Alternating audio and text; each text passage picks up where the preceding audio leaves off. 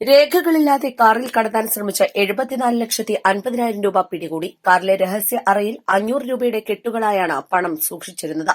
മഞ്ചേരി സ്വദേശികളായ 37-കാരായ സ്രാമ്പിക്കൽ മൺസൂൺ അലി, കിണറ്റുകൽ അബ്ദുൾ റഹീം, പാപ്പാടത്തിൽ അജ്മൽ, 41-കാരനായ കണ്ണിയൻ നജീബ് എന്നിവർ സഞ്ചരിച്ച ടവേര കാറിൽ നിന്നാണ് മതിയായ രേഖകളില്ലാതെ പണം പിടികൂടിയത്.